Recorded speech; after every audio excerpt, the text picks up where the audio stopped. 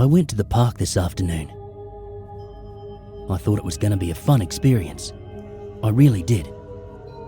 But going out with an independent 3-year-old is, well, never a fun experience. Go off the path, he said. So we went off the path, into the wet grass and mud. The mile-long trail surrounds a wide, open field that extends forever. It's beautiful to look at. Not so fun to actually walk in.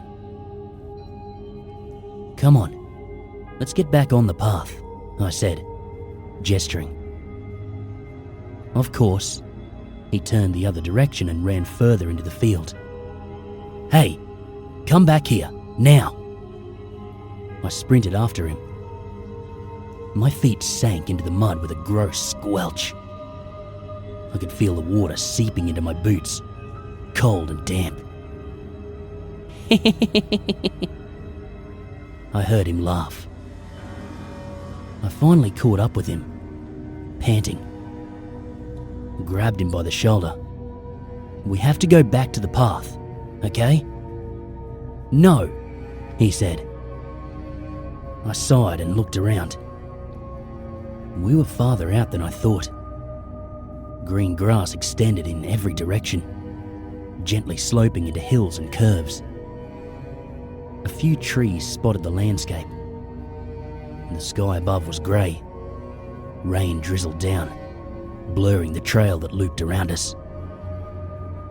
Well, shit. This was going to be a long, muddy, messy walk. Come on, I said, pulling him by the arm. We walked around for a few minutes. Then, he abruptly stopped, bent over, and started taking off his left shoe. No, you have to keep those on. I bent down, grabbed the shoe, shook it out for rocks and jammed it back on his foot. Sighing, I stood up. What the? The trail looked further away. No, it must be my imagination. I took his hand and we trudged forward. He made it difficult. He kept turning around, looking back over his shoulder at something. I kept my focus, as we parents are so good at doing. When everything's going to shit, we just stare straight ahead, ploughing forward. I kept my eyes locked on the blurry red dot that was our car, and looked so far away. What's that? He finally asked me. We're going to the car, I replied sternly, as if I could magically transport us there with my words. Is that a person? He twisted his whole body around, looking at something behind us. I kept my hand locked fast in his, trudging forward. My ears were freezing. My feet were wet. I could not lose focus. We're going to the car, I repeated, through gritted teeth. Is that a person? In the tree? Come on. We're going to the car. What's he doing? We're going to the... His little hand fell away from mine. A soft thud on the grass. Oh, buddy, I'm sorry. He'd slipped in the grass and was sitting now, staring behind us. Perhaps I'd been too mean, pulling him forward like that. He was so preoccupied with whatever he was looking at. He wasn't even looking where he was going. I gently pulled him back up. I'm sorry, buddy.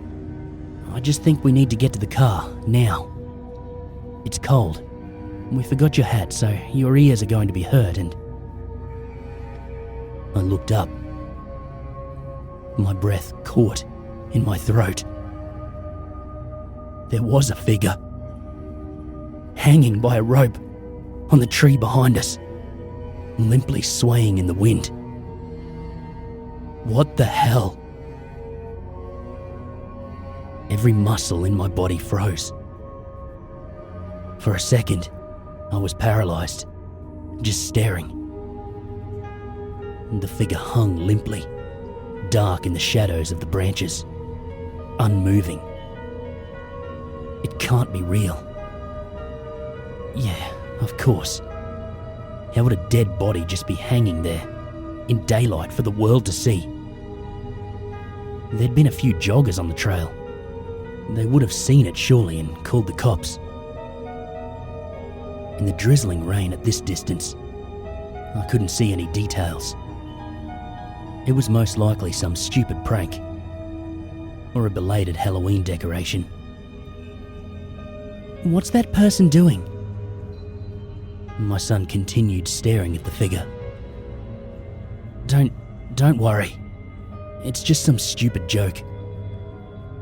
I took his shoulders and turned him around, grabbed his hand, marched forward without looking back. The wind whipped towards us, spraying rain in our faces. I squinted, fighting through, my toes ice cold and numb. I forced my eyes on the parking lot, focused on that little red dot in the distance. But the dot grew no closer. We walked for 5 minutes, then 10, then 20. Every step we took, the path was still so far away. Finally, we stopped. I glanced around, in every direction. We were still in the middle of the field. The tree was far behind us. I could barely make out the figure hanging from its branches. But the path was still as far as it ever was. How is that possible? I glanced around hopelessly, trying to figure out which part of the path was closest, which direction to go in. But it seemed like we were in the dead center of the field. "I want to go home," my son said, wrapping his arms around me. Fear panged in my chest. I knelt to his level and hugged him. "I know. I want to go home too. We just need to walk a little longer." We continued walking.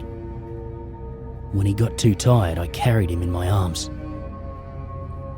We walked for a half hour, then an hour. The trail stayed out of reach. I finally collapsed into the wet grass, giving up on all hope. Then, I saw the jogger. He was in the distance, plodding along the path slowly, wearing a bright red windbreaker. I watched his path along the gravel trail, and then I screamed, "Help! Please help us!" He was far, but definitely not far enough away to not hear someone screaming at the top of their lungs. Yet, he did not turn around, just kept jogging along the path that never seemed to get any closer. "Help!" I screamed. "We can't get out! Please come help us!" He just kept going. It's starting to get dark now. We've been trapped here, in the middle of the park, for almost 6 hours. I'm scared and hungry.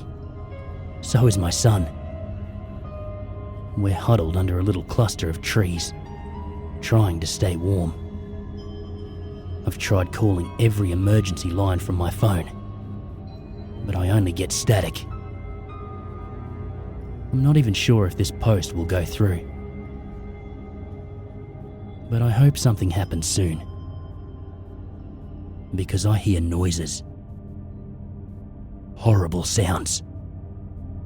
The wind coasts through the park, but in its wake, I hear whispers and snarls among the rustling of the leaves, as if the park is coming alive.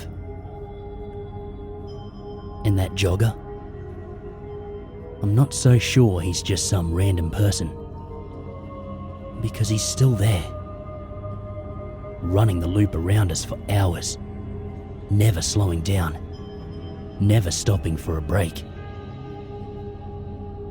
And he's much closer now than he was hours ago. I think he's gone off the path.